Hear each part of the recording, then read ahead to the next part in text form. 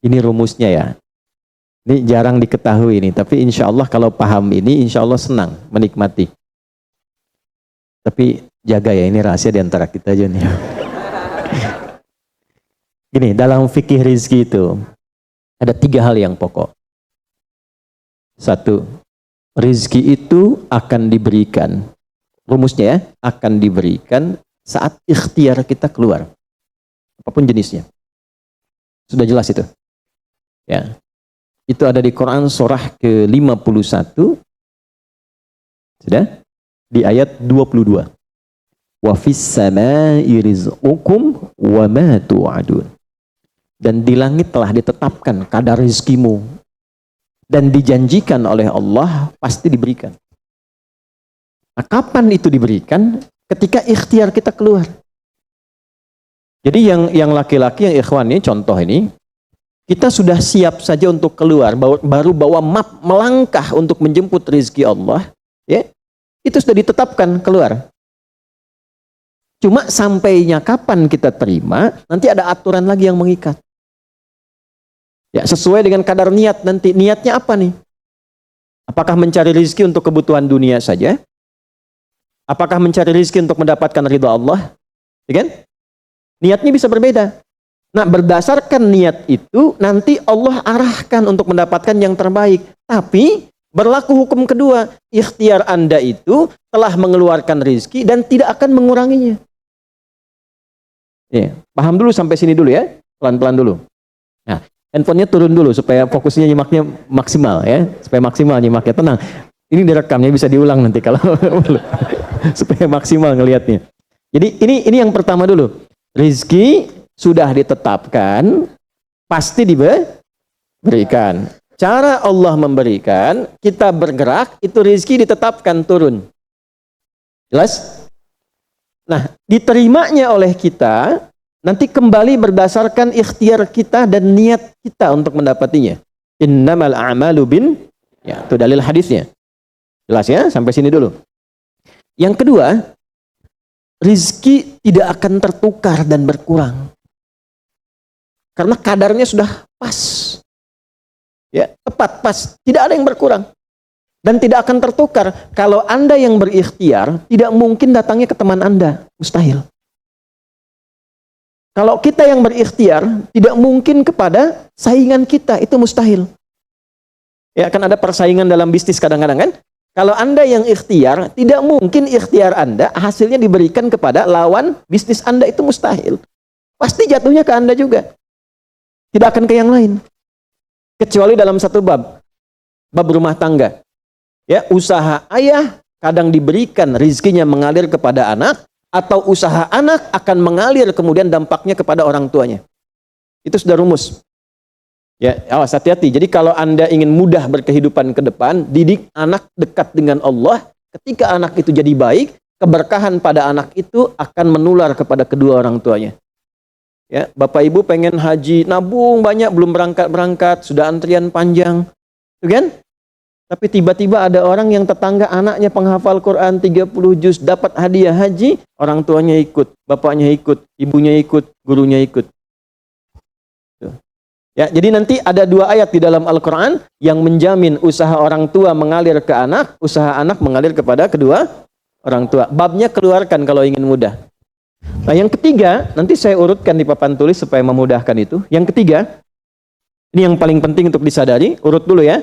1, rizki telah ditetapkan untuk diberikan sepanjang kita mau berikhtiar untuk menjemputnya. 2, rizki tidak akan berkurang dan tidak akan tertukar. Baik ya? Jelas sampai sini? Nah, ketiga, ini yang paling penting. Fokus ini dengan baik. Rizki akan ditentukan keberkahannya berdasarkan nilai keimanan seorang hamba. Catat ya. Rizki akan ditentukan kadar keberkahannya. Saya bicara berkah dulu tuh. Berdasarkan kadar keimanan seorang hamba. Yang ketiga ini kaidah khusus yang membedakan antara beriman dengan belum beriman. Sebab kita bisa bertanya kepada Allah, ya Allah, saya sudah beriman, ada hambamu belum beriman. Apa yang membedakan iman saya dengan hambamu yang belum beriman terkait dengan persoalan rizki? Maka turun nanti ada ayat tentang rizki yang dikaitkan dengan iman. Sekarang kita praktekkan pelan-pelan. Ada rizki. Ada yang namanya rizki? Ada ya? Nah ini ya. Ini bab tentang Anda nih. 1. Pasti diberikan sesuai kadar ikhtiar. Loh. Ya? 2. Sifatnya tidak tertukar. Ya, putri boleh tertukar, ada menteri yang tertukar, tapi tidak ada rezeki yang tertukar ya.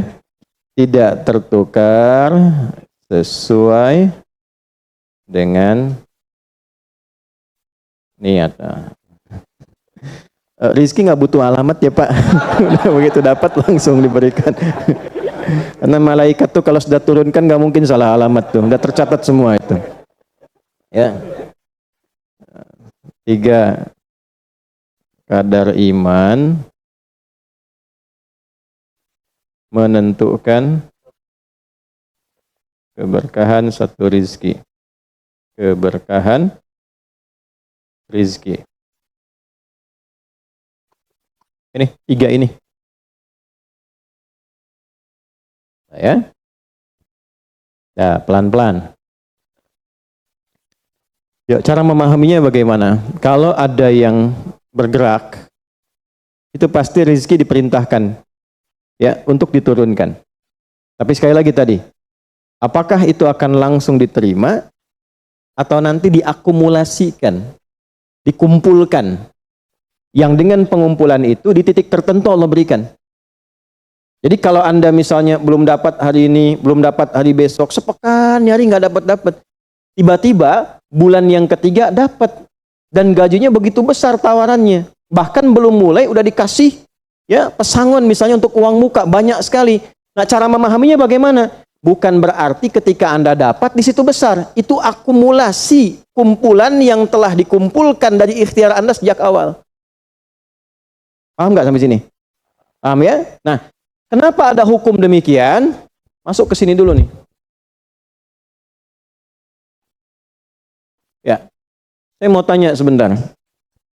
Bapak Ibu, yang para ayah dulu ya, laki-laki lah terutama.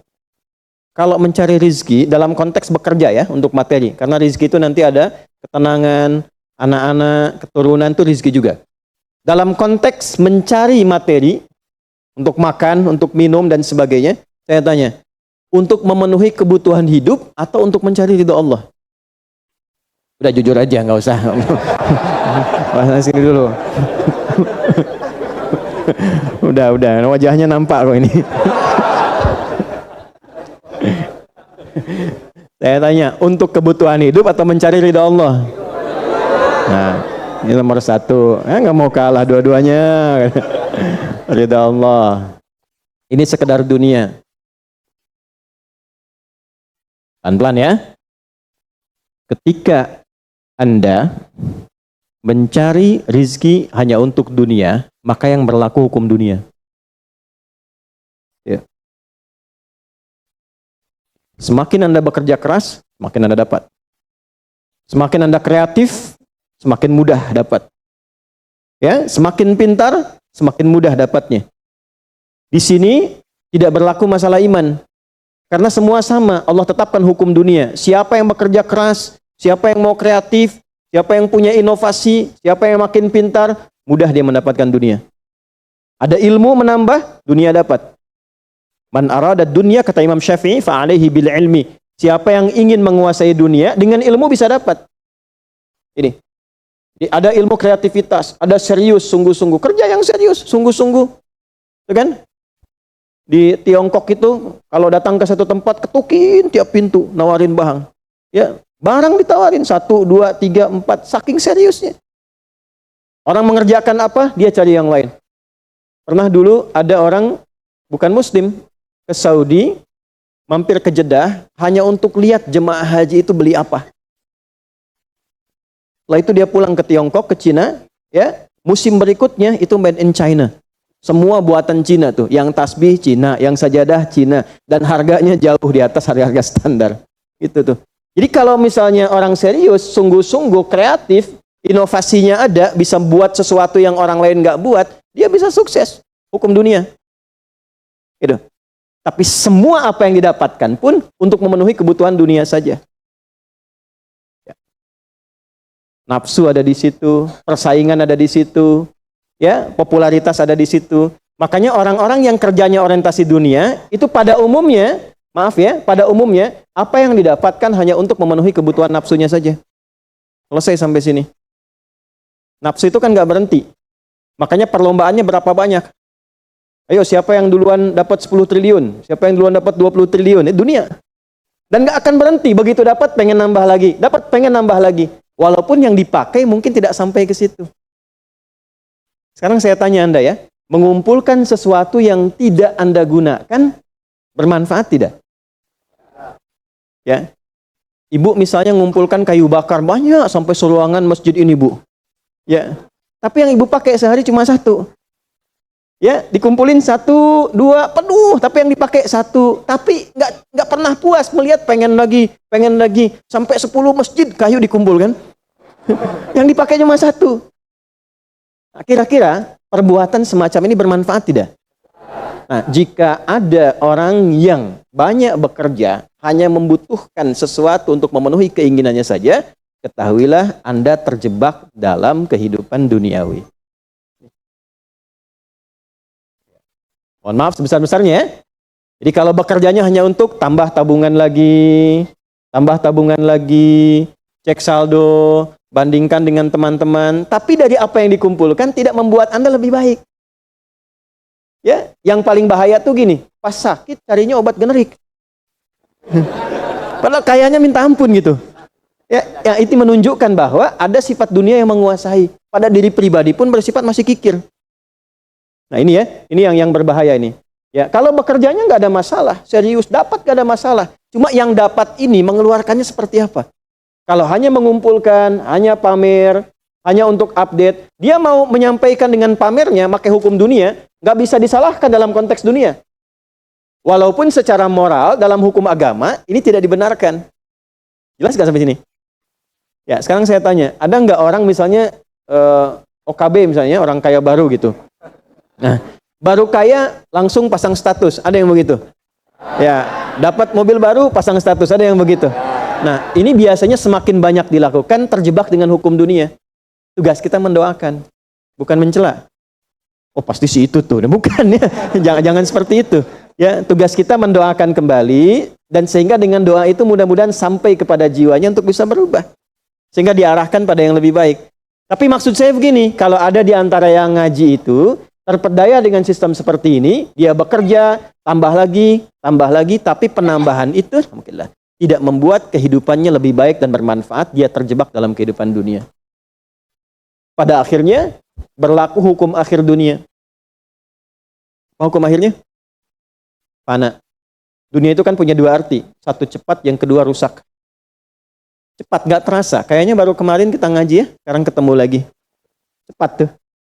Ya, ketemu teman, kayaknya baru kemarin main sama-sama. Ternyata sekarang udah punya cucu 4 gitu. Ya? Itu dunia tuh. Itu hukum dunia, cepat. Ya, cepat. Yang kedua rusak.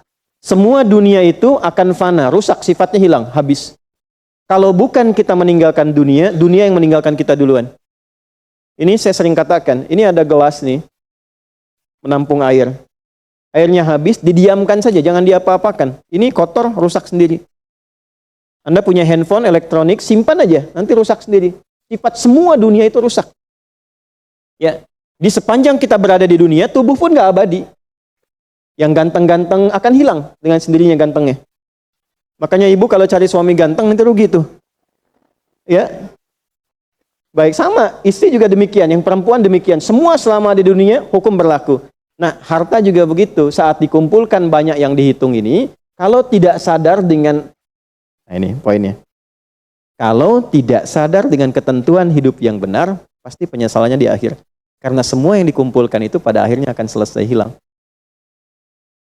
Minimal manusia yang meninggalkan apa yang dikumpulkan dari dunia ini. Terkumpul 100 triliun. Hartanya kumpul, manusianya kan meninggal juga. Ya kan? Selesai ya? Ya, pertanyaannya, selama hidup yang kemakan berapa dari sini? Nah, ini yang kemudian dikoreksi oleh agama, dituntun oleh Islam. Tidak salah. Kalau bisa jangan 100 triliun, nanggung 1000 triliun, 2000 triliun, 3000 triliun. Kayak Abdurrahman bin Auf tuh, sampai 14.000 triliun. Kalau dihitung dengan kurs sekarang, sampai 14.000 triliun. Tapi ternyata apa yang dikumpulkan itu membawa keberkahan untuk dunianya, plus membawa bekal kebaikan untuk akhiratnya. 1 dari 10 orang yang dijamin masuk surga tanpa hisab adalah orang paling kaya yang pernah hidup di muka bumi ini. Salah satunya Abdurrahman bin Auf. Hartanya kurang lebih sampai 14.000 triliun. Tapi bisa menggunakannya. Dunianya sejahtera, akhiratnya terjamin. Jelas sampai sini? Ya, nah maka yang paling menentukan itu ini satu niat, yang kedua di sini aspek keberkahan. Dicarinya pakai iman.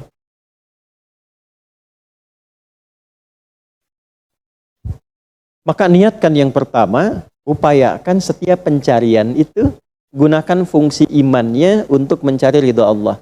Maka ayatnya akan pindah ke ayat 172. Ya ayyuhalladzina amanu kulu min thayyibati ma razaqnakum. Hei orang-orang yang beriman, pakai imanmu untuk mencari kebutuhan hidupmu. Nanti aku siapkan, kata Allah, yang sesuai dengan kadar imanmu. Karena itulah kadang kelihatannya begini. Kelihatannya mohon maaf ya Bu, Pak, nggak dapat lagi. Padahal sudah tahajud malamnya. Udah puasa, udah baca Quran. Lamar nggak dapat lagi. Ini nggak dapat lagi. Bukan karena ini Anda nggak bisa dapat. Bukan. Karena belum cocok dengan iman Anda. Ini belum thayyib. Belum thayyib. Belum ada baiknya. Mungkin ada bagian dari usaha itu yang kurang cocok untuk iman. Tapi ikhtiar Anda mencari, itu oleh Allah ditetapkan. Setiap dia berangkat, tuliskan. Siap turunkan, siap turunkan. Cuma kapan diturunkan? Nah, itu kadang-kadang ada latihan untuk menguatkan keimanan kita. Sampai kita melewati semua perjalanan pencarian rezeki itu, baru diturunkan. Dan hebatnya, dalam mencari ini, Allah berikan bonusnya. Ada bonus pengalaman. Pernah sakit, pernah capek, pernah naik ini, pernah naik itu, tanpa sadar, itu yang menempa dirinya menjadi sosok yang lebih kuat, lebih baik, yang ketika rezekinya diberikan seutuhnya, dia sudah bisa menggunakan rezeki ini sesuai dengan pengalaman sebelumnya. Nah, yang mahal tuh ini. Makanya Abdurrahman bin Auf itu kan diambil dulu, dirampas hartanya, berangkat 400 km, jalan kaki, nggak bawa apa-apa, dipakai dulu ilmunya, belajar dulu jadi penyalur, dapat upah, dapat bonus dulu, baru dipakai lagi. Tapi perjalanan itu menempa hidupnya dengan iman, sehingga jadi orang terkaya yang pernah tercatat dalam kehidupan di bumi sampai hari ini. Jadi kalau satu kali Anda melamar kemudian ditolak pekerjaan, jangan langsung simpulkan tidak diberi. Alhamdulillah ya Allah, yang telah memberikan kepadaku rizki yang baru berupa penolakan ini, untuk menguatkan iman dan mentalku untuk menjemput rizkimu yang lebih baik daripada ini. Jelas ya? Nah, ini poin-poin ini yang mahal. Nanti kalau sudah dapat ilmu ini, yang lainnya akan lebih mudah. Nah, jadi jangan disimpulkan, ya Allah, aku sudah ngaji, aku sudah tahajud, kurang apa lagi? Sampai hari ini aku belum dapat. Nah, itu sesuatu yang tidak tepat untuk keluar, tapi juga bisa dipahami karena boleh jadi belum mendapatkan pencerahan sesuai dengan bab rizkinya.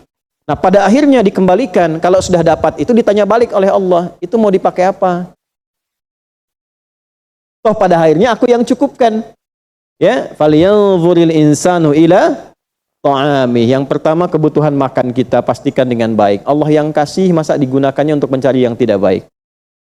Jelas?